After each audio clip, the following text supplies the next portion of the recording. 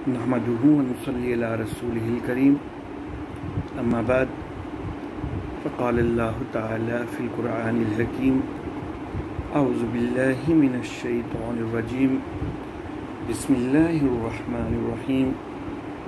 अलिफ लाम मीम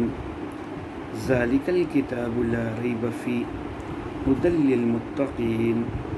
सदक़ल्लाहु मौलाना अल-अलियुल अज़ीम वबल्लगना नबियुहु व रसूलुहुल करीम। मोहतरम अहबाब, सूरतुल बक़रा कुरान हकीम की तवील तरीन सूरत है और बहुत सारे मज़ामीन को जामे है। कोशिश करूँगा कि इख्तिसार के साथ लेकिन उसके बावजूद वज़ाहत के साथ पूरी सूरह मुबारका का खुलासा पेश करूँ। सूरह मुबारका की इब्तिदा हुरूफ मुक़त्तआत से होती है। पहली आयत मुबारका हुरूफ मुक़त्तआत पर मुश्तमिल है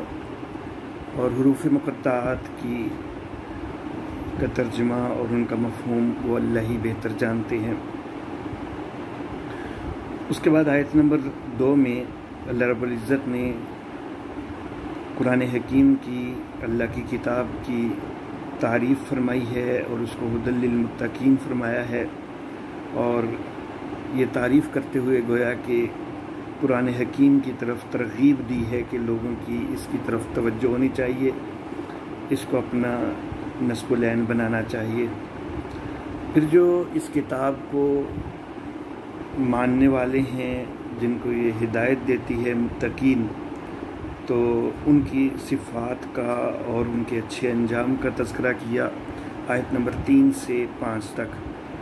मुत्तक़ीन के मुकाबला में फिर कुफ़ार हैं, तो कुफ़ार का तरज़ भी ज़िक्र किया और उनका अंजाम भी ज़िक्र किया आयत नंबर 6 और 7 में। उसके बाद एक तीसरा तबका है जो कि कुफ़ार ही में से है लेकिन ज़ाहिरन वो मुसलमान बनता है, ईमान का इजहार करता है,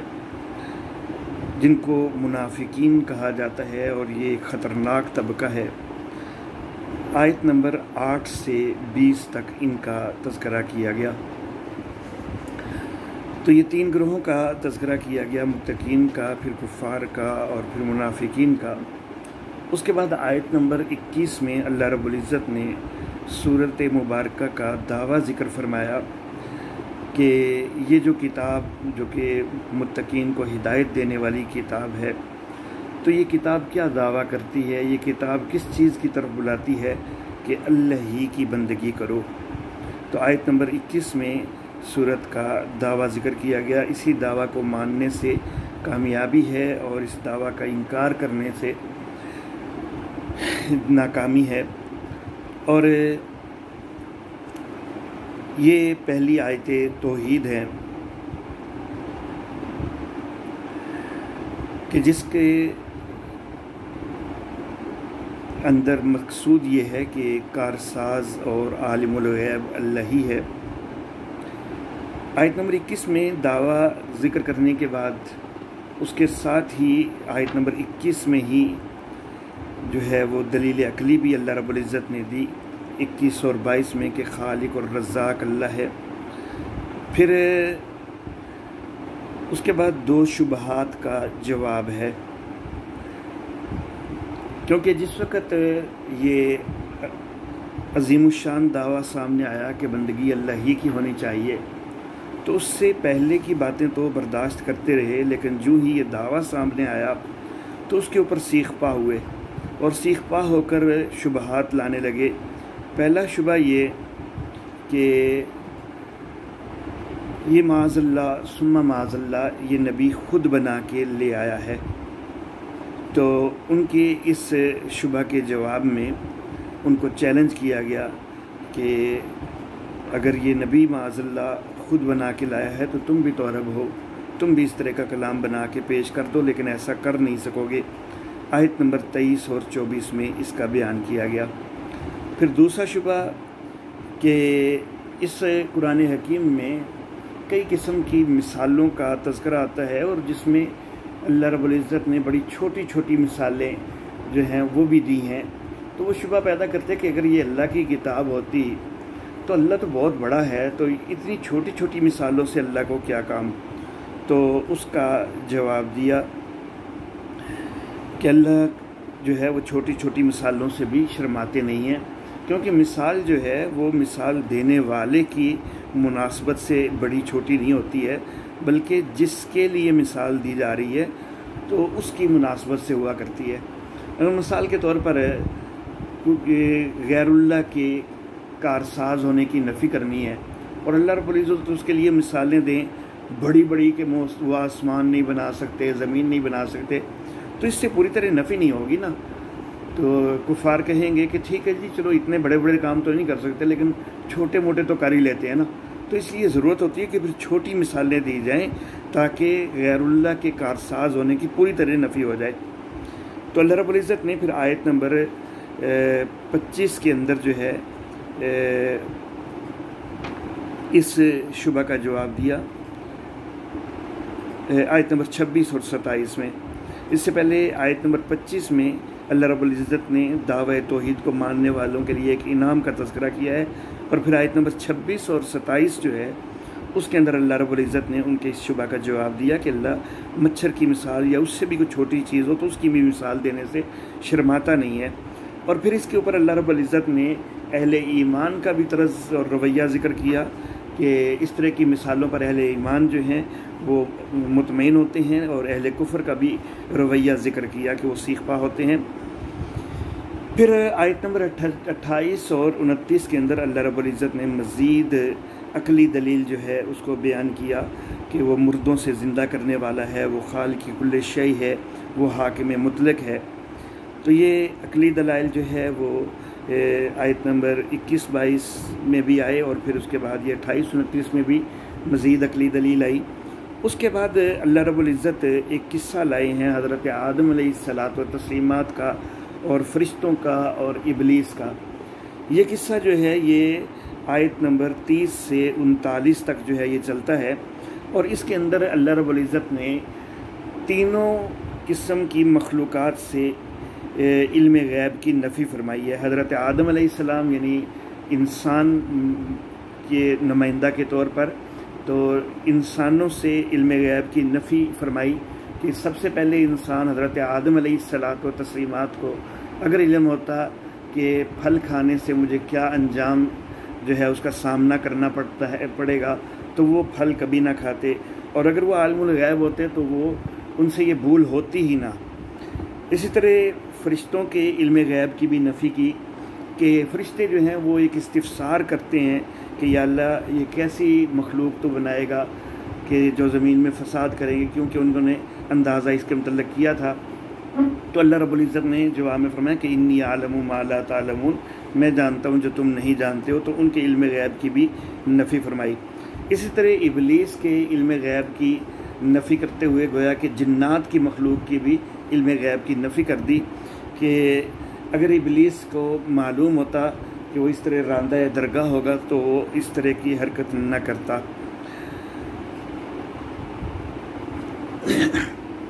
تو آیت نمبر 30 سے 39 تک سارا یہ قصہ چلتا ہے۔ آیت نمبر 21 میں خطاب آیا تھا یا ایھا الناس کے ساتھ، وہ عام خطاب تھا۔ اب آیت نمبر 40 میں یا بنی اسرائیل کے ساتھ خاص طور پر بنی اسرائیل کو خطاب کیا جا رہا ہے اور ان کو ایمان کی ترغیب دی جا رہی ہے، کیونکہ بنی اسرائیل جو ہیں وہ اس علاقہ کے اندر جس علاقہ میں نبی اکرم صلی اللہ علیہ وسلم مبعوث ہوئے یعنی عرب کے علاقہ میں، تو بنی اسرائیل کو اس علاقہ میں بڑے عالم سمجھا جاتا تھا۔ تو توقع تھی کہ اگر بنی اسرائیل یا یہود جو ہیں جو کہ اس علاقہ میں بڑے عالم سمجھے جاتے ہیں، اگر وہ ایمان لے آئیں تو پھر ان کی دیکھا دیکھی اور بھی بہت سارے لوگ ایمان کی طرف آئیں گے، تو ان کو خاص خطاب کر کے ایمان کی ترغیب دی گئی ہے آیت نمبر 40 سے 48 تک۔ اس کے بعد آیت نمبر 49 سے بنی اسرائیل کے کچھ حالات شروع ہوتے ہیں۔ 5 انواع ہیں ان کے حالات کی۔ پہلی نوع جو ہے وہ آیت نمبر 49 سے آیت نمبر 62 کی طرف 62 تک ہے، اور اس نو کے اندر بنی اسرائیل کے اوپر ہونے والے 8 انعامات کا اللہ رب العزت نے تذکرہ فرمایا ہے۔ پہلا انعام آیت نمبر 49 کے اندر اللہ نے ذکر فرمایا کہ فرعونیوں سے نجات دی گئی۔ دوسرا انعام آیت نمبر 50 میں اللہ رب العزت نے ذکر فرمایا کہ صرف فرعونیوں سے نجات ہی نہیں ملی بلکہ فرعونیوں کو ان کی نگاہوں کے سامنے غرق کر دیا گیا۔ اب دشمن جو ہے وہ خود بندے کی آنکھوں کے سامنے غرق ہو جائے تو ظاہر بات ہے کہ اس سے ایک تسلی اور اطمینان ہوا کرتا ہے، تو یہ دوسرا انعام ذکر کیا۔ پھر تیسرا انعام ذکر کیا آیت نمبر 51-52 کے اندر اللہ رب العزت نے کہ ان بنی اسرائیل نے بچھڑے کی پوجا تک کا ارتکاب کیا، اس کے باوجود ان کو معاف کر دیا گیا۔ پھر آیت نمبر 53 کے اندر چوتھے انعام کا تذکرہ ہوا کہ ان کو تورات دی گئی۔ آیت نمبر 54 کے اندر 5ویں انعام کا تذکرہ کیا گیا کہ جس وقت انہوں نے بچھڑے کی پوجا شروع کر دی تھی تو پہلے تو اللہ رب العزت کی طرف سے ایک سخت حکم آیا تھا کہ ایک دوسرے کو قتل کرے، لیکن اس کے باوجود پھر جب انہوں نے توبہ کر لی تو ان کی توبہ کو اللہ نے قبول کر لیا، تو یہ توبہ کی قبولیت جو ہے یہ 5واں انعام ہے۔ اس کے بعد چھٹے انعام کا تذکرہ کیا اللہ رب العزت نے آیت نمبر 55 اور 56 کے اندر کہ ان بنی اسرائیل نے اللہ رب العزت کو براہ راست دیکھنے کا انتہائی گستاخانہ مطالبہ کر دیا، جس پر ان کو موت دی گئی، لیکن پھر ان پر یہ انعام ہوا کہ ان کو دوبارہ زندہ بھی کر دیا گیا۔ اس کے بعد 7واں انعام اللہ رب العزت نے آیت نمبر 57 کے اندر ذکر کیا کہ ان کے اوپر بادلوں کا سایہ بھی رہا اور من و سلوہ بھی ان کو عطا کیا گیا۔ اور 8واں انعام اللہ رب العزت نے آیت نمبر 60 میں ذکر کیا ہے۔ درمیان میں آیت نمبر 58 اور 59 کے متعلق میں بعد میں بتلاتا ہوں۔ تو آیت نمبر 60 کے اندر 8واں انعام ذکر کیا گیا کہ ان کو بنی اسرائیل کو 12 چشمے بھی دیے گئے۔ تو بہرحال یہ 8 انعامات جو ہیں ان کو ذکر کیا گیا اور ان کو ذکر کر کے ایمان کی ترغیب دی گئی، لیکن اس کے باوجود بھی اگر کوئی نہیں مانتا ہے تو اس کے لیے پھر سزا کی دھمکی بھی ہے، اور پھر سزا کے 2 نمونے جو ہے وہ ذکر کیے گئے۔ میں نے کہا تھا میں آیت نمبر 58 اور 59 کے ذکر بعد میں کرتا ہوں، تو آیت نمبر 58 اور 59 کے اندر سزا کا پہلا نمونہ ذکر ہے کہ حتتن کے لفظ کو بدلنے والوں کے اوپر عذاب آیا تھا۔ پھر اسی طرح آیت نمبر 60 میں 12 چشموں کا تذکرہ ہوا، تو اس کے بعد آیت نمبر 61 کے اندر دوسرا نمونہ ذکر ہوا کہ ان لوگوں نے من و سلوہ کی بے قدری کی اور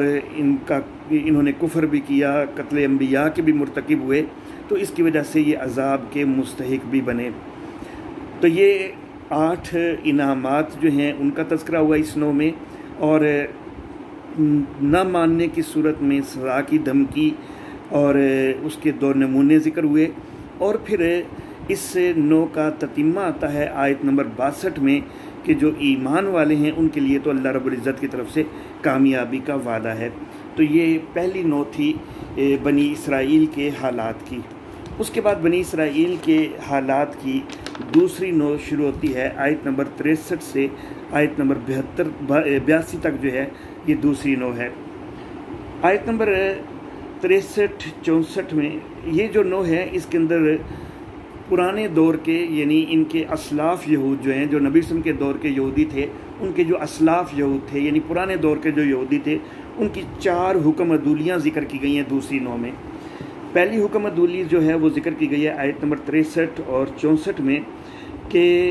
ان لوگوں کو تورات منوانے کے لیے ان کے سروں کے اوپر جو ہے پہاڑ کو اٹھایا گیا تھا، اور پھر انہوں نے تورات کو ماننے کا اقرار کیا تھا، لیکن اس کے باوجود پھر بعد میں بھی تورات سے یہ پھر گئے تھے۔ اس کے بعد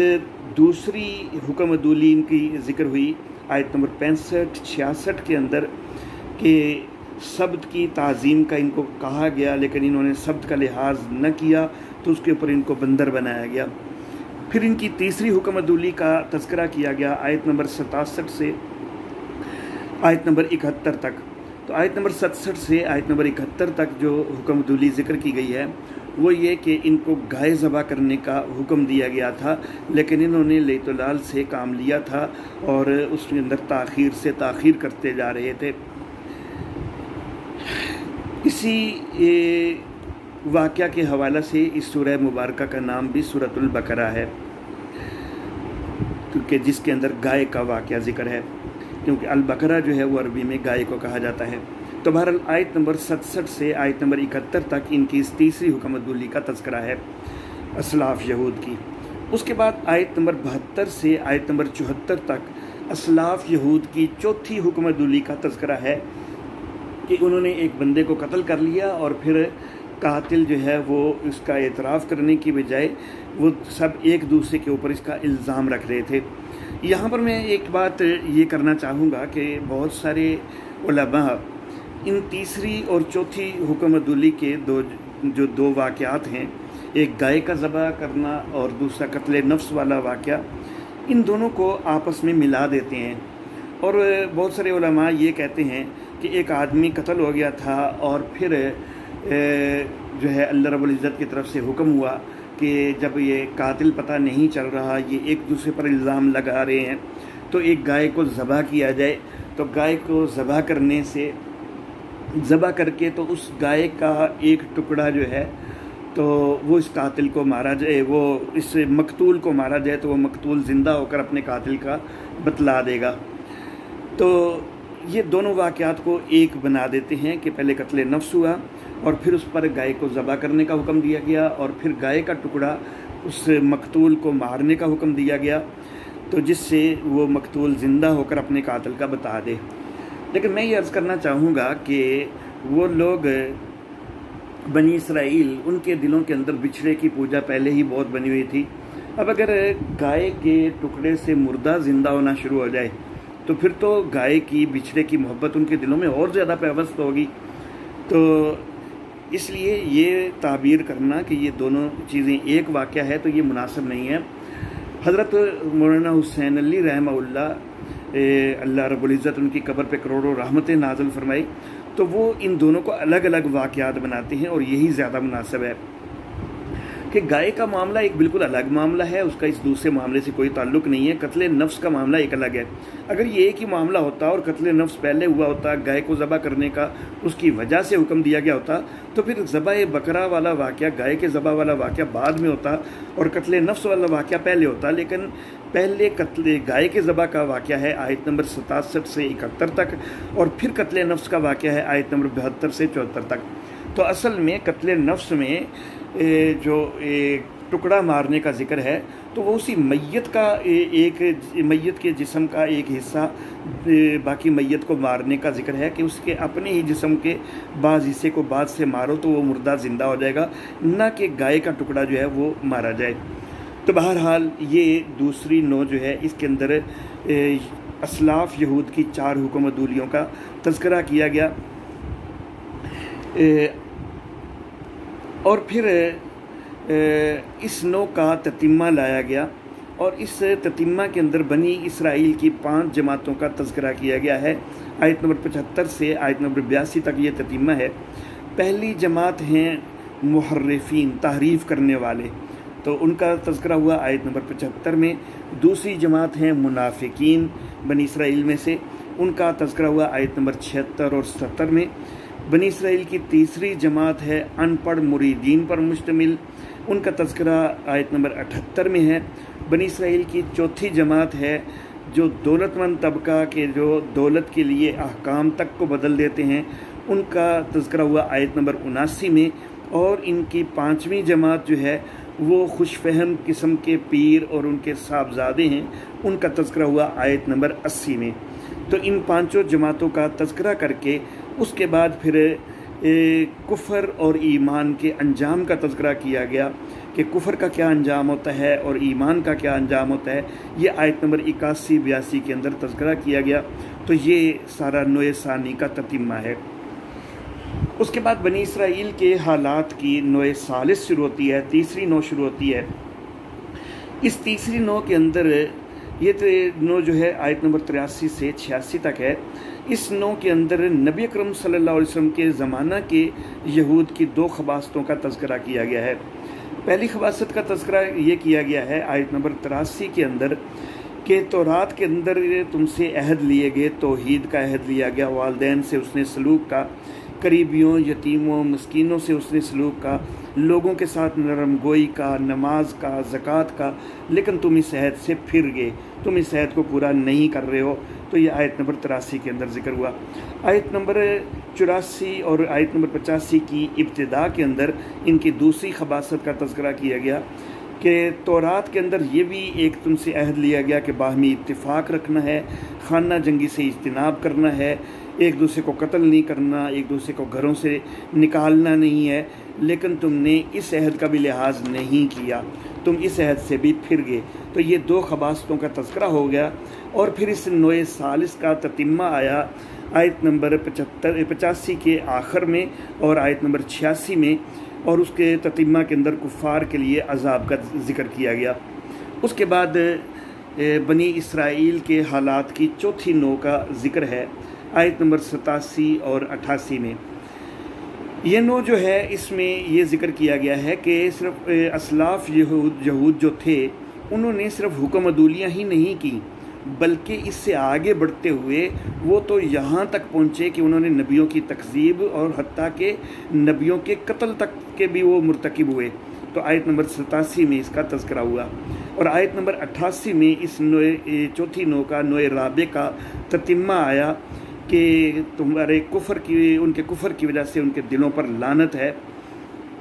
اس کے بعد بنی اسرائیل کے حالات کے 5ویں نوع کا تذکرہ ہے، اور اس 5ویں نوع کے اندر اللہ رب العزت یہ آیت نمبر 89 اور 90 پر مشتمل ہے۔ اس کے اندر اللہ رب العزت آیت نمبر 89 کے اندر یہ فرما رہے ہیں کہ جس طرح سابقہ یہود جو ہیں، جو تمہارے اسلاف تھے، انہوں نے نبیوں کی تکذیب کی، تو تم بھی نبی اکرم صلی اللہ علیہ وسلم کو پہچان لینے کے باوجود ان کی تکذیب کے مرتکب ہو رہے ہو، تم ان کی تکذیب کر رہے ہو۔ تو آیت نمبر 90 کے اندر پھر اس نوع کا تتمہ ذکر کیا گیا کہ اللہ کا غضب اور ذلت کا عذاب جو ہے وہ تمہارے لیے ہے۔ تو یہاں تک یہود کے حالات کی، بنی اسرائیل کے حالات کی 5 انواع کا تذکرہ ہوا۔ اب اس کے بعد یہود کا ایک شکوہ ذکر ہوا ہے آیت نمبر 91 کے اندر، اور اس شکوہ کا پھر ساتھ جواب دیا گیا ہے 5 انداز میں۔ شکوہ ان کا یہ ذکر ہوا کہ وہ یہ کہتے تھے کہ ہم تو صرف اس کے اوپر ایمان لائیں گے کہ جو ہمارے اوپر نازل ہوا ہے، جو ہمارے اوپر نازل نہیں ہوا، یعنی بنی اسرائیل پہ جو نازل نہیں ہوا تو ہم اس پر کیوں ایمان لائیں۔ تو اس شکوہ کا اللہ رب العزت نے 5 انداز میں جواب دیا۔ یہ شکوہ جو ہے یہ آیت نمبر 91 میں اس کا تذکرہ ہوا، اور اس کا پہلے انداز میں آیت نمبر 91 میں ہی جواب دیا گیا کہ قرآن حکیم ایک سچی کتاب ہے، اور ماننے کے لیے یہ نہیں ہوا کرتا کہ جو ہمارے اوپر نازل ہو تو ہم اس کو مانیں گے، بلکہ جہاں بھی حق ہو اس کو ماننا چاہیے، اور قرآن حق ہے تو اس کو ماننا چاہیے، نہ کہ یہ خباثت کی جائے کہ جی صرف جو ہمارے اوپر نازل ہوگا تو بس ہم اس کو مانیں گے، کہیں اور حق نازل ہو تو ہم نہیں مانیں گے، ایسا نہیں ہونا چاہیے۔ دوسرا جواب بھی آیت نمبر 91 کے اندر ہی دیا گیا کہ تمہارے پاس جو پہلے سے کتاب ہے قرآن حکیم، اس کی بھی تو تصدیق کرتی ہے، یعنی جو مضامین اس کے اندر تھے وہی یہ بھی قرآن حکیم بھی بیان کر رہا ہے، تو یہ کتاب اس کتاب کی تصدیق کرنے والی کتاب ہے۔ یہ کتاب اعلان بھی کرتی ہے کہ اس سابقہ کتابیں بھی سچی کتابیں تھیں، انبیاء پر نازل ہوئیں، بعد میں اگرچہ ان میں تعریفات ہو گئیں، اور اس کی کتاب کے مضامین بھی ان کتابوں کی تائید کرتے ہیں۔ تو یہ دوسرا جواب دیا گیا کہ جب تمہاری کتاب کی بھی یہ تصدیق کرتی ہے تو پھر تمہیں اس کو ماننا چاہیے۔ تیسرا جواب دیا گیا کہ تم یہ کہتے ہو کہ ہماری طرف نازل ہونے والے کو تو ہم مان لیتے، اگر ایسا ہی ہوتا تو پھر بنی اسرائیل میں کئی انبیاء آئے، تم نے ان کو کیوں قتل کر دیا؟ وہ تو تمہارے اندر ہی آئے تھے نا، تمہاری اپنی نسل میں تھے، تمہارے اپنی برادری میں سے تھے، تو تم نے تو ان کے بھی قتل کا ارتکاب کیا۔ تو یہ جواب بھی آیت نمبر 91 میں دیا گیا ہے۔ اس کے بعد آیت نمبر 92 کے اندر ایک اور چوتھا جواب دیا گیا ہے کہ حضرت موسیٰ علیہ الصلاۃ والتسلیمات وہ تو تمہارے اندر ہی آئے ہیں نا، اور وہ بینات لے کر آئے تھے، اس کے باوجود تم نے بچھڑے کی پوجا شروع کر دی تھی۔ تو تم نے تو اپنے انبیاء کی بھی نہیں مانی، اب تم کہہ رہے ہو کہ جی ہمارے پاس جو آتا ہے، ہمارے اوپر جو نازل ہوتا ہے ہم اس پر ایمان لاتے ہیں۔ کب تم اس پر ایمان لاتے ہو؟ موسیٰ علیہ السلام اتنی بینات لے کے آئے اور تم نے بچھڑے کی پوجا شروع کر دی۔ پھر پانچواں جواب اللہ رب العزت نے آیت نمبر 93 کے اندر دیا کہ تم سے کتاب منوانے کے لیے جو ہے تمہارے اوپر پہاڑ تک بھی اٹھایا گیا تھا، اس کے باوجود بھی تم نے نافرمانی کی، اور بچھڑے کی محبت بھی پھر تمہارے دل میں جو ہے وہ پیدا ہوئی۔ تو اس حد تک جو ہے وہ تمہارا جو خود تمہاری اپنے اندر نازل ہونے والی وحی ہے اس کے ساتھ سلوک ہے کہ اس کو بھی تم ماننے کے لیے تیار نہیں تھے، تمہارے اوپر پہاڑ کھڑا کر کے اس کو منوایا گیا تھا۔ تو تم کیسے کہہ سکتے ہو کہ جو ہمارے اوپر نازل ہوتا ہے تو ہم اس کو قبول کر لیتے ہیں؟ تو یہ یہود کے ایک شکوہ کو ذکر کر کے اس کے 5 انداز میں جواب دیا گیا۔ یہ آیت نمبر 93 تک ہوا۔ اس کے بعد آیت نمبر 94 سے 96 تک یہود کو مباہلہ کا چیلنج دیا گیا۔ اس کے بعد آیت نمبر 97 سے 110 تک یہود کے 3 سازشیں یا 3 شبہات کا جواب دیا گیا ہے۔ ان کی پہلی سازش یا پہلا شبہ یہ تھا کہ وہ یہ کہنے لگے کہ جی ہم تو نبی اکرم صلی اللہ علیہ وسلم کو اس لیے نہیں مان رہے کہ یہ جس فرشتے کا ذکر کرتے ہیں کہ یہ فرشتہ میرے پر وحی لے کے آتا ہے تو وہ فرشتہ جبریل ہے، اور جبریل تو ہمارا دشمن ہے، ہمارے اوپر اس نے عذاب لائے ہیں، ہمارے لیے سخت احکام لایا ہے، تو جو وحی جبریل لے کے آئے، جبریل ہمارا دشمن ہے، تو ہم اس وحی کو ماننے کے لیے تیار نہیں ہیں۔ تو یہ ان کا پہلی سازش تھی یا پہلا شبہ تھا۔ اس کا جواب اللہ رب العزت نے 5 انداز میں دیا۔ آیت نمبر 97 کے اندر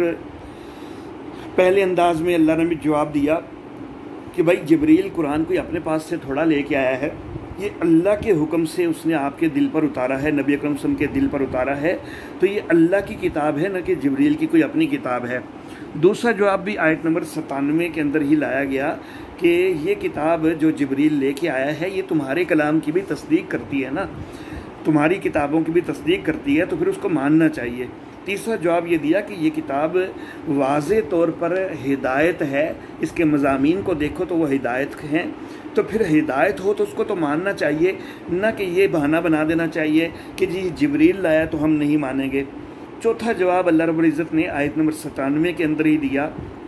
کہ یہ کتاب اہل ایمان کے لیے بشارت بھی ہے، اہل ایمان کو بشارت دیتی ہے، تو تم بھی ایمان قبول کرو نا، بجائے بہانے بنانے کے، تو تمہارے لیے بھی بشارت ہو جائے، تم بھی اس بشارت کے مستحق ہو جاؤ۔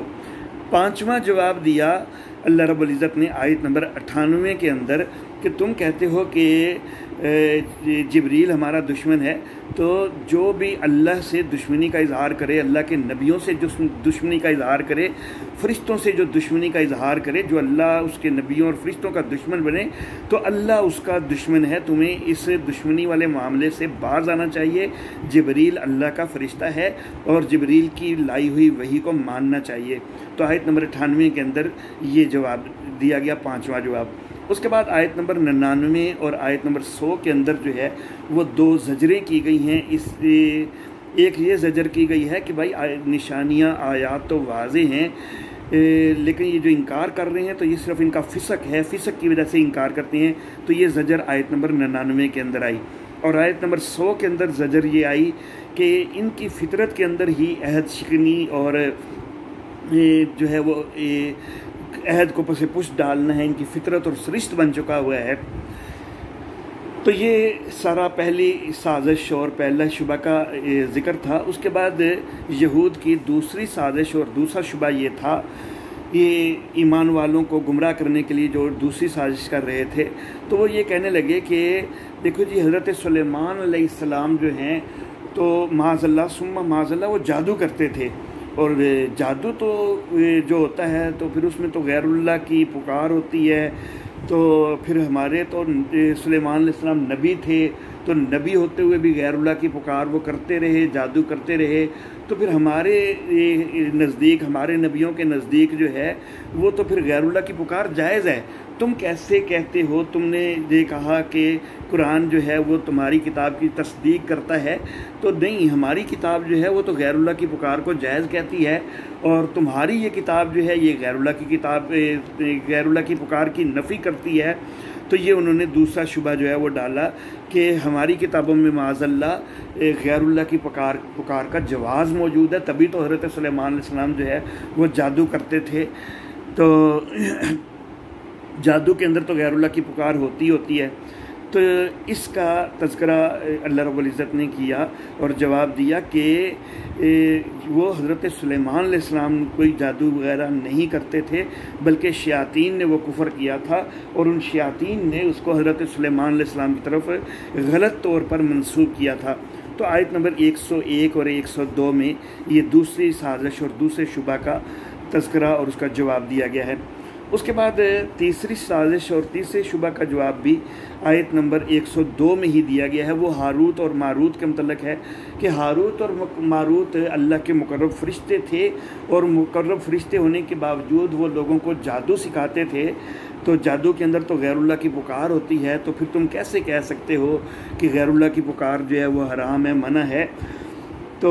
اور تم کیسے کہہ سکتے ہو کہ ہماری کتابوں کے مطابق ہے تمہاری کتاب، ہماری کتابیں جو ہیں وہ تو غیر اللہ کی پکار کو جائز کہتی ہیں؟ تو اس کا جواب دیا گیا کہ ہاروت ماروت جو ہیں وہ تو صرف آزمائش کے لیے بھیجے گئے تھے، اور وہ تو خود بھی تنبیہ کرتے تھے کہ ہم آزمائش کے لیے بھیجے گئے ہیں، اور وہ خود واضح طور پر یہ کہتے تھے کہ یہ کفر ہے، تم اس کفر میں مبتلا نہ ہو۔ وہ اتنا واضح اظہار کرتے تھے، تو اس کے باوجود تم ان کو جو ہے وہ بطرز دلیل بنا رہے ہو، تو یہ انتہائی غلط بات ہے۔ تو آیت نمبر 102 میں اس کا بھی تذکرہ کیا گیا۔ اس کے بعد آیت نمبر 103 سے 110 تک اللہ رب العزت نے اہل ایمان کو بعض تنبیہات کی ہیں کہ تم اہل ایمان کو ان چیزوں کا خیال کرنا چاہیے، ان چیزوں کا کے اوپر توجہ رکھنی چاہیے، کیونکہ یہود جو ہیں وہ اہل ایمان کو گمراہ کرنے کے درپے ہیں، وہ طرح طرح کے شبہات ڈالنے کی کوششیں کرتے ہیں۔ تو اہل ایمان کے لیے کچھ تنبیہات اللہ نے آیت نمبر 103 سے 110 تک ذکر کی ہیں کہ ان کا خصوصی طور پر خیال رکھو۔ اس کے بعد آیت نمبر 111 سے 120 تک اللہ رب العزت نے کفار کی ناشائستہ حرکات کے 5 شکاوہ ذکر کیے اور ان کا حالیہ اور ان کی اصلاح جو ہے وہ ذکر کی ہے۔ پہلا شکوہ جو ہے آیت نمبر 111 کے اندر اللہ نے ذکر کیا ہے کہ یہ جو سابقہ اہل کتاب ہیں بنی اسرائیل، تو وہ یہ دعوے کرتے ہیں کہ جنت کے مستحق صرف یہودی یا عیسائی ہوں گے۔ تو اللہ رب العزت نے اس کا حل اور اس کی اصلاح ذکر کی کہ یہ صرف بلا وجہ کی ان کی بنائی ہوئی آرزوئیں ہیں، ان کے پاس کوئی دلیل ہے کہ کیا صرف جو ہے وہ یہودی یا عیسائی ہی جنت کے مستحق ہیں؟